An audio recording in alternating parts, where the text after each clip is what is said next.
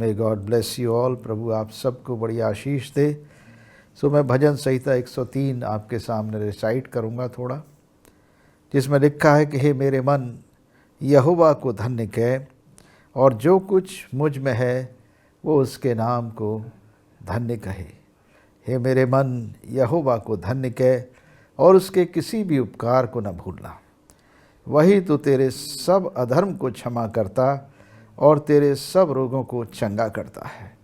वही तो तेरे प्राण को नष्ट होने से बचा लेता है और तेरे सर पर करुणा और दया का मुकुट बांधता है। वही तेरी लालसा को उत्तम पदार्थों से तृप्त करता, जिससे तेरी जवानी उकाब के समान नई हो जाती है।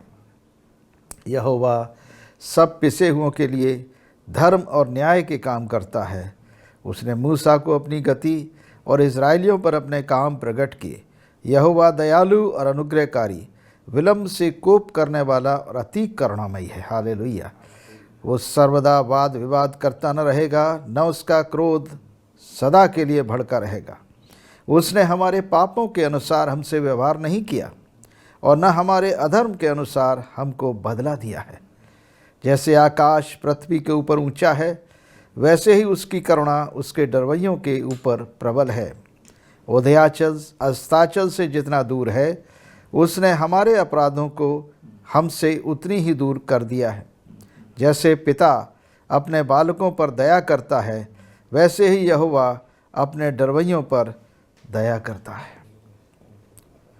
हालेलुया। प्रभु अपने इस वचन के ऊपर बड़ी आशीष और बरकत दे, और आप सबको प्रभु बड़ी आशीष दे, क्योंकि ये सत्य है। परमेश्वर दयालु है, अनुग्रहकारी है, विलम्ब से कोप करने वाला अति करुणामयी परमेश्वर है। फिर मैं कहता हूँ, तूने तो मेरे प्राण को मृत्यु से, है यहोवा, तूने मेरे प्राण को मृत्यु से और मेरी आँखों को आंसू बहाने से और मेरे पाँव को ठोकर खाने से बचाया है।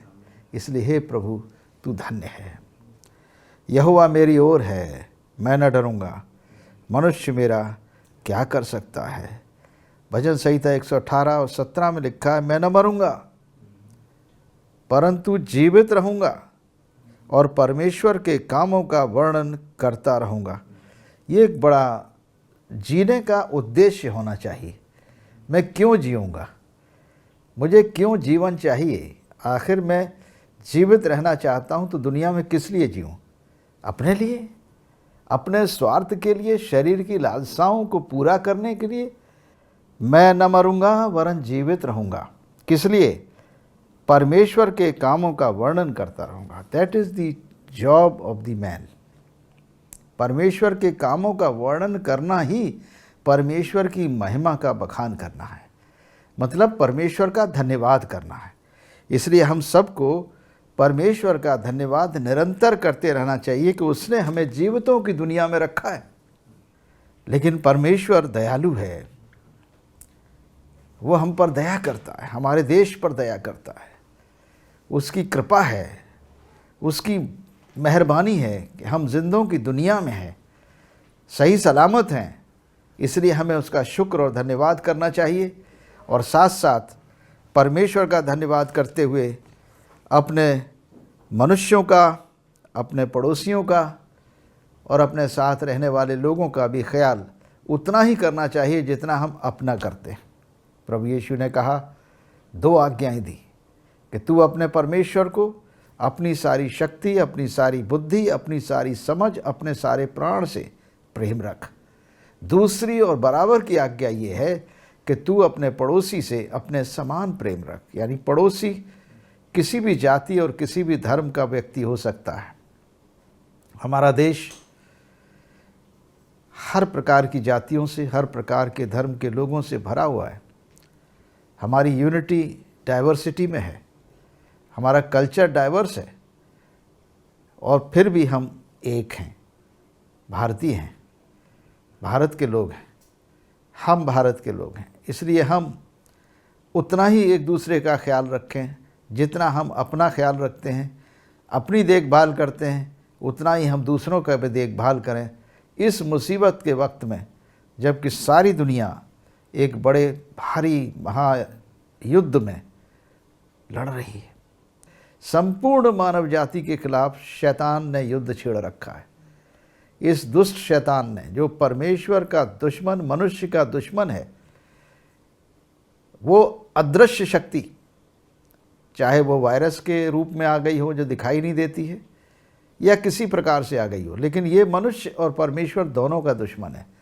इसलिए हम मनुष्यों को सबको एक हो जाना चाहिए और एक होकर हमें इसका सामना करना चाहिए और परमेश्वर से प्रार्थना करना चाहिए कि हे प्रभु, हमें जीवित रख और हम तेरे कामों का वर्णन करेंगे पूरी दुनिया में, पूरे जगत में तेरे नाम का प्रचार करेंगे, तेरी महिमा का बखान करेंगे कि प्रभु तूने हमारी रक्षा की है, और करेगा वो। यशाया के 59 अध्याय उसके 19 पद में लिखा है, जब शत्रु महानद के समान आक्रमण करता, चढ़ाई करता है। इस वक्त क्या हुआ है, ये शत्रु जो मृत्यु का आत्मा है, जो इस कोरोना वायरस का आत्मा है, वो मनुष्य जाति के ऊपर महानद के समान, एक फ्लड के समान, एक बाढ़ के समान अटैक किया है। बाइबल में लिखा है, जब शत्रु महानद यानी बाढ़ के समान अटैक करता है तो परमेश्वर का आत्मा उसके विरुद्ध झंडे खड़े करता है। परमेश्वर आत्मा है और इसलिए अत्यधिक आवश्यक है कि परमेश्वर का आत्मा हमारे मध्य में हो, हमारे मध्य में रहे। ये परमेश्वर की इच्छा नहीं है मनुष्य को विनाश करने की। बाइबल में लिखा है यिर्मयाह 29:11 में, मैं जानता हूं कि मैं तुम्हारे लिए कैसी योजनाएं रखता हूं। I know the plans I have for you declares the Lord, plans to prosper you not to harm you, plans to give you a future and a hope. मेरी योजनाएं तुम्हारे लिए नाश करने की नहीं है, परंतु तुम्हें जीवन देने की हैं, भविष्य देने की हैं और एक आशा देने की हैं। परमेश्वर हमें आशा देता है, हमें जीवन देता है और हमें अनंत जीवन देता है। मतलब इतना हमसे प्रेम करता है कि हमारे लिए उसने अनंत जीवन का इंतज़ाम कर रखा है। और इससे पहले अनंत जीवन का सुसमाचार मनुष्यों के पास पहुँचे, जो हमारा शत्रु अदृश्य है, जिसे हम इब्लीस और शैतान कहते हैं, वो निरंतर मनुष्य जाति के विरोध में कार्य करता रहता है। इस वक्त तो उसने मनुष्यों पर डायरेक्ट अटैक किया है। पहले तो एक देश को दूसरे देश से लड़ाता था, एक जाति को दूसरी जाति से लड़ाता था, एक कल्चर को दूसरे कल्चर से लड़ाता था। वेस्टर्न, ईस्टर्न, यूरोपियन, ये सब आपस में युद्ध करते थे। मनुष्य जब संगठित हो गए, एक दूसरे के लिए हम ह्यूमन राइट्स वायलेशन नहीं करेंगे, हम मानव यूनाइटेड नेशंस बन गया, सब बन गए, ताकि मनुष्य एक दूसरे से युद्ध न करे, मनुष्य एक दूसरे को न सताए, हम एक दूसरे के खुशहाली की फ़िक्र करें, एक दूसरे को अच्छा रखें, एक दूसरे की देखभाल करें। जब मनुष्य इस बात में सफल हुआ है, तब शैतान को योजना अपनी अलग से करनी पड़ी कि उसने एक वायरस पैदा कर दिया। ऐसा अदृश्य शक्ति, अदृश्य दुश्मन पैदा कर दिया जो पूरी दुनिया को भयभीत कर डाला है। और इस वक्त परमेश्वर का आत्मा कह रहा है, प्रभु यीशु मसीह का वचन कह रहा है कि देखो, भयभीत मत हो, डरो मत। जब मैंने इज़राइल कौम को मिस्र देश की गुलामी, 430 वर्ष की गुलामी से बाहर निकाला था, कैसे निकाला था? अपने आत्मा के द्वारा, पवित्र आत्मा के द्वारा। परमेश्वर आत्मा है और जहाँ आत्मा है वहाँ स्वतंत्रता है। हालेलुया। क्योंकि परमेश्वर के आत्मा ने ही इज़राइल देश को स्वतंत्रता दी, सत्य और अहिंसा के द्वारा। सत्य के आत्मा ने भारत को भी स्वतंत्रता दी है। याद रखिए, हमारे जो फाउंडिंग फादर्स थे इस कंट्री के, चाहे महात्मा गांधी रहे हों, नेहरू जी रहे हों, तमाम उनके साथ पटेल जी थे और बहुत लाखों लोग थे उनके साथ। उन सब ने एक मार्ग चुना था, सत्य का और अहिंसा का। और परमेश्वर का आत्मा, परमेश्वर सत्य है। और प्रभु यीशु मसीह ने कहा, मैं तुम्हारे लिए एक सहायक भेजूंगा, यानी सत्य का आत्मा, जो तुम्हारे साथ होगा, तुम्हारी सहायता करेगा। और सत्य का आत्मा परमेश्वर का आत्मा है, सामर्थ का आत्मा है। और उस सत्य के आत्मा के द्वारा उस अहिंसा और सत्य की आत्मा के द्वारा हमारे देश के फाउंडर फादर्स ने ब्रिटिश से आज़ादी दिलाई थी। ध्यान रखें, उसी प्रकार परमेश्वर के आत्मा ने मूसा का साथ दिया, मूसा नबी का, और मूसा नबी के ऊपर परमेश्वर का आत्मा उतरा और परमेश्वर का आत्मा बादल के खंबे के समान, आग के खंबे, बादल के खंबे के समान इज़राइली कौम के साथ रात और दिन रहता था। परमेश्वर का आत्मा उनके साथ रहता था। इसमें लिखा है, तुम्हारे मिस्र से निकलने के समय जो वाचा मैंने तुमसे बांधी थी, उसी वाचा के अनुसार मेरा आत्मा तुम्हारे बीच में बना है, इसलिए तुम मत डरो। यानी परमेश्वर का आत्मा स्वतंत्रता का आत्मा है, गुलामी का आत्मा नहीं है, वो सत्य का आत्मा है। और सत्य के आत्मा का विषय प्रभु यीशु मसीह ने साफ साफ अपने चेलों को बताया। इससे पहले कि वो दुनिया से स्वर्ग में जाते, उन्होंने कहा, मैं तुम्हारे लिए एक मददगार भेजूंगा, एक सहायक भेजूंगा, यानी सत्य का आत्मा, जो तुम्हारे साथ होगा और जो तुम में होगा। यानी जब सत्य का आत्मा हमारे अंदर होता है, हमारे बीच में होता है, तो परमेश्वर हमारे मध्य में होता है, परमेश्वर हमारे अंदर होता है। और यही सत्य का आत्मा हमें स्वतंत्र करेगा, यही सत्य का आत्मा हमारा युद्ध लड़ेगा।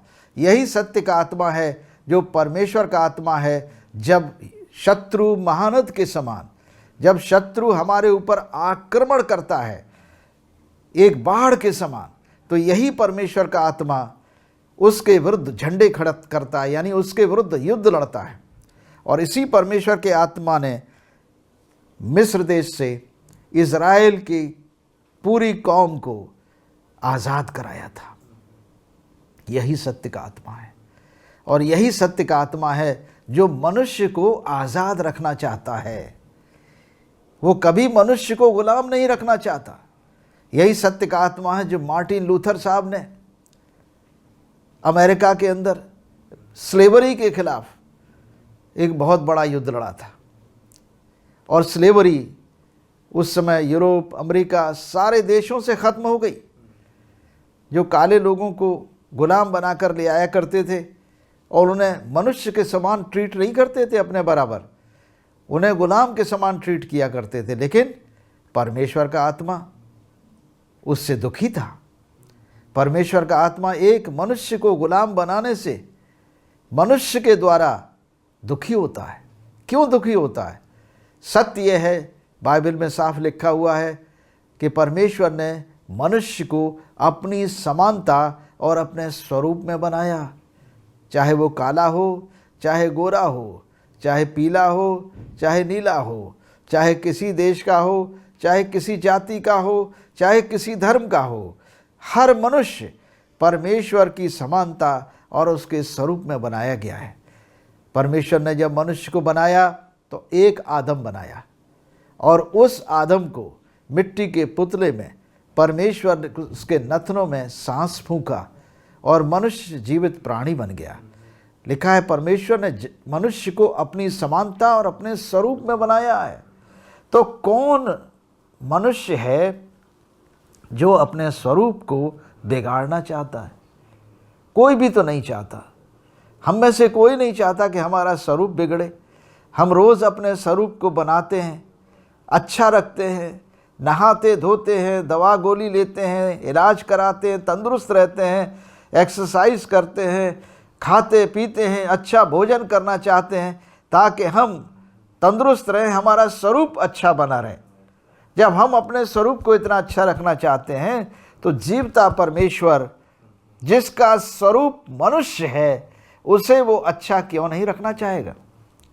मेरे प्रियो, इसीलिए परमेश्वर जो आत्मा है उसने अपना स्वरूप बनाया, और वो स्वरूप कोई दूसरा नहीं, मैं और आप हैं। दुनिया का हर मनुष्य है।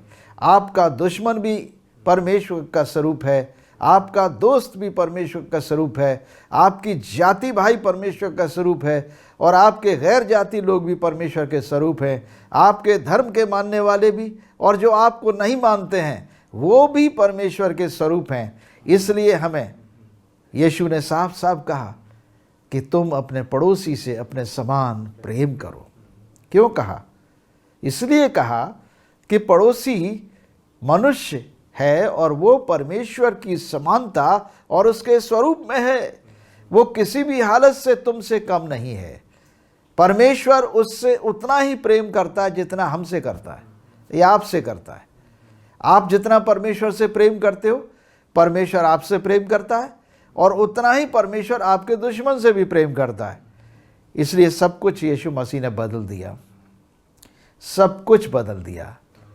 देखेंगे हम मत्ती रचित सुसमाचार और उसके 5 अध्याय में किस प्रकार से पूरा कल्चर बदल दिया प्रभु यीशु मसीह ने, पूरा विचार बदल दिया लोगों का। और हम समझते हैं कि यही विचार हमारे बहुत तेरे इस देश के हमारे फ्रीडम फाइटर्स ने इसको इस्तेमाल किया, और उन्होंने इसको बहुत ज़बरदस्त इस्तेमाल किया है। 5 अध्याय में और उसके 3 पद में और उसके 5 पद में साफ लिखा है, धन्य है वे जो मन के दीन हैं क्योंकि स्वर्ग का राज उन्हीं का है। धन्य है वे जो नम्र हैं क्योंकि पृथ्वी के अधिकारी होंगे। धन्य है वे जो धर्म के भूखे और प्यासे हैं क्योंकि वो तृप्त किए जाएंगे। धन्य है वे जो दयावंत हैं कि उन पर दया की जाएगी। धन्य है वे जो मन के शुद्ध हैं क्योंकि परमेश्वर को देखेंगे। धन्य है वे जो मेल कराने वाले हैं क्योंकि परमेश्वर के पुत्र कहलाएंगे। ये धन्य कहा है। धन्य है वे जो धर्म के कारण सताए जाते हैं क्योंकि स्वर्ग का राज उन्हीं का है। धन्य, परमेश्वर हमको धन्य कह रहा है। कब?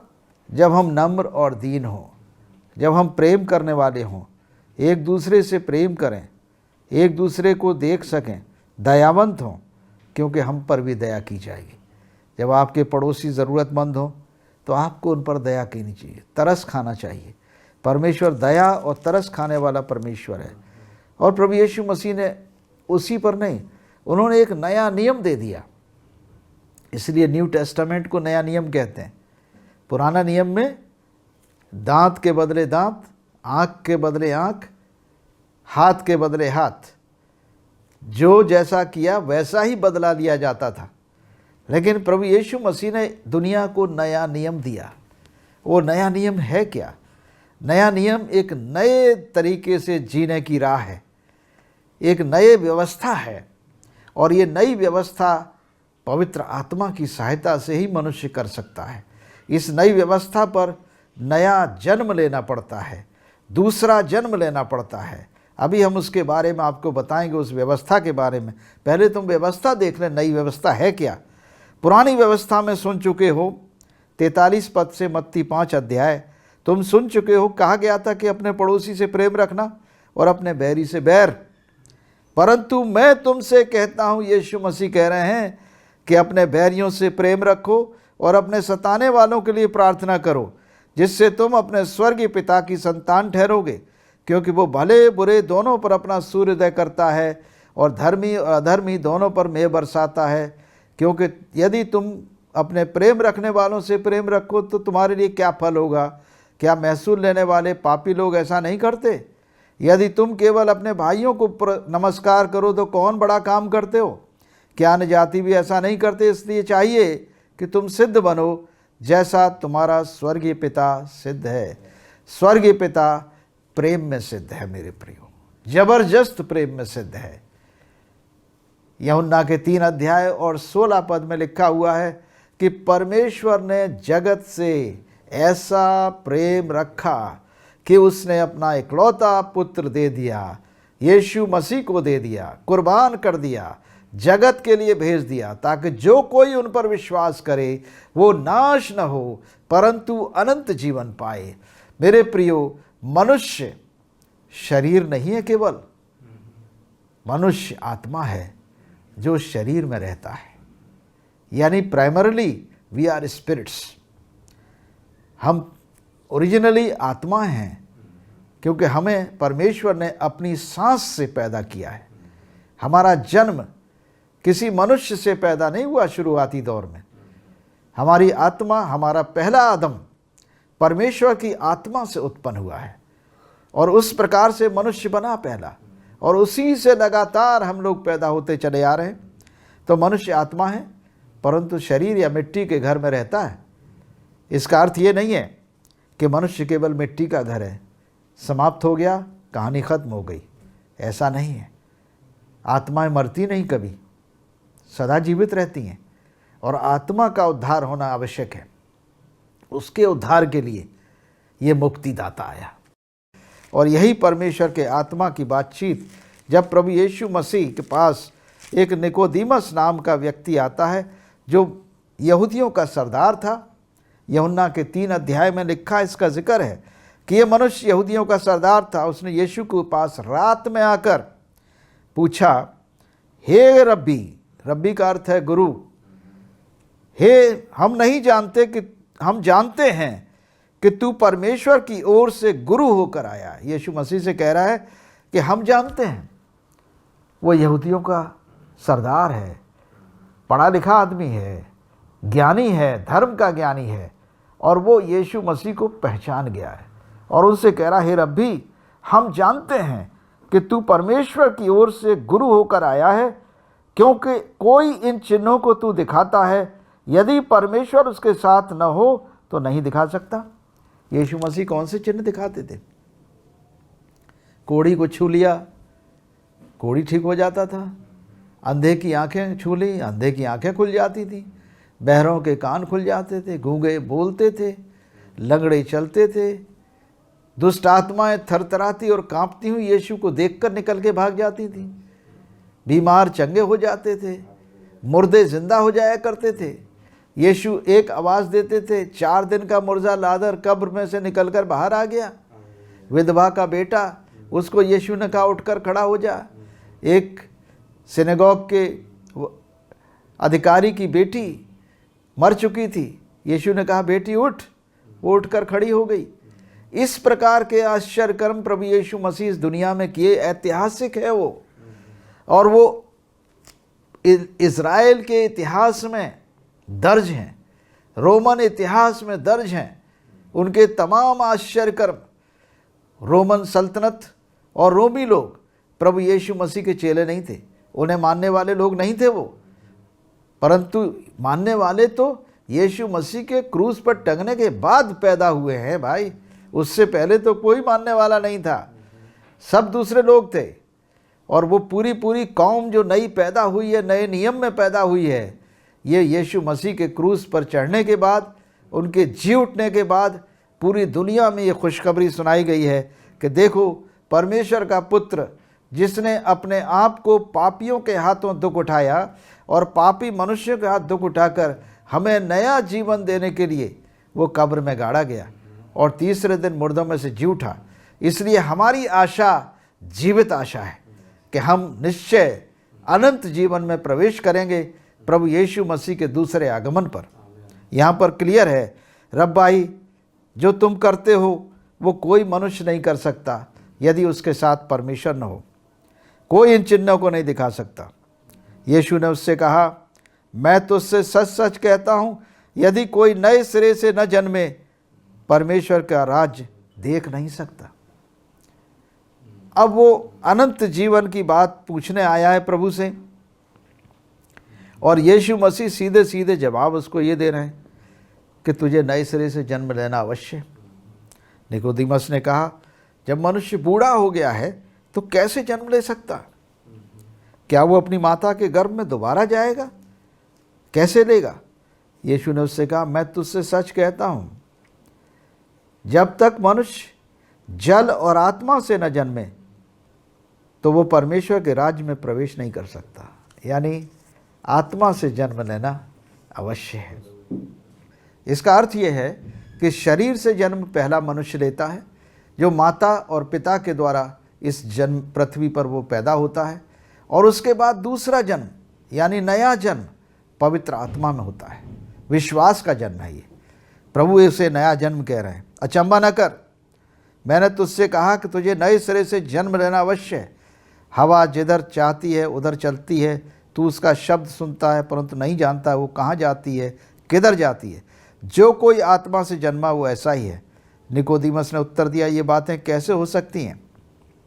ये सुनकर यीशु ने कहा, तू इजराइलियों का गुरु होकर इन बातों को नहीं समझता? मैं तुझसे सच सच कहता हूँ कि हम जो जानते हैं वो कहते हैं और जिसे हमने देखा है उसकी गवाही देते हैं, और तुम हमारी गवाही ग्रहण नहीं करते। जब मैंने तुमसे पृथ्वी की बातें कहीं और तुम विश्वास नहीं करते, तो यदि मैं स्वर्ग की बातें कहूँ तो फिर कैसे विश्वास करोगे?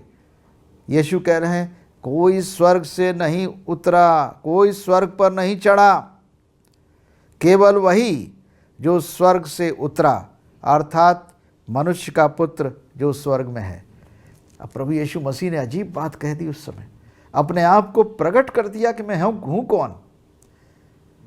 मैं वही परमेश्वर हूँ जो सर्वव्यापी है, सर्व सामर्थी है और सर्वज्ञानी है। तू मुझे यहाँ देख रहा है, मैंने तुझसे पृथ्वी की बातें बताई, मैंने तुझे नए जन्म की बात बताई है। मैंने कहा तुझे आत्मा से जन्म लेना अवश्य है, क्योंकि आत्मा जहाँ होगा वहाँ स्वतंत्रता होगी पाप से, श्राप से और मृत्यु से। प्रभु यीशु मसीह ने इसीलिए पवित्र आत्मा का बपतिस्मे की बात की है, पवित्र आत्मा के जन्म लेने की बात की है, आत्मा से नए सिरे से जन्म लेने की बात की है, क्योंकि जहाँ परमेश्वर का आत्मा है वहाँ आज़ादी है।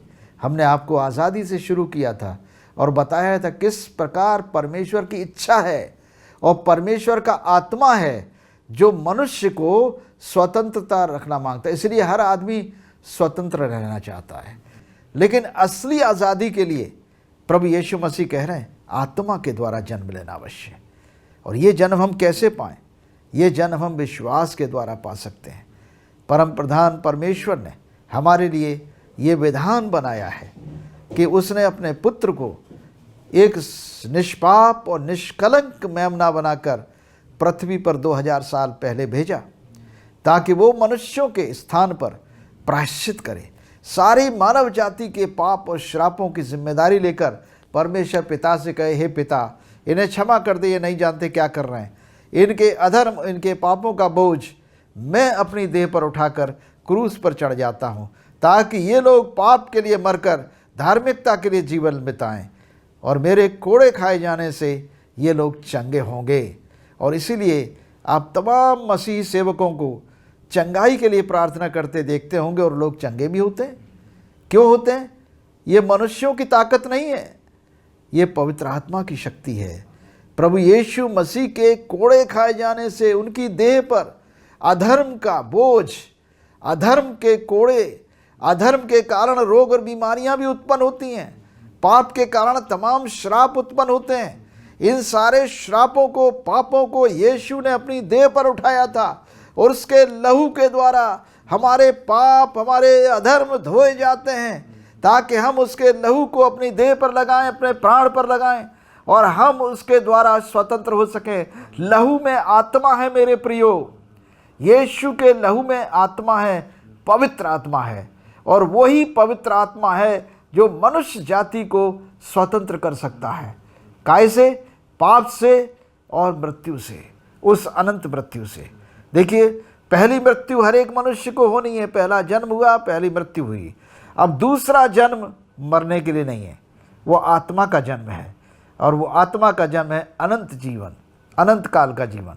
जो विश्वास करेगा वो नाश न होगा, परंतु अनंत जीवन पाएगा। हे प्रभु, आप सबको सुनने वालों पर परमेश्वर की आत्मा, अनंत जीवन की आत्मा उतर जाए। यीशु मसीह दया करे, जो सुनने वाले भाई और बहन हैं वो सत्य को जाने, और सत्य उन्हें स्वतंत्र करे, श्राप से, पाप से और मृत्यु से स्वतंत्र करे। प्रभु आप सबको अनंत जीवन दे, बहुतायत का जीवन दे, रोग और बीमारियों से बचा कर रखे, महामारी से बचाए, ये हमारी प्रार्थना है।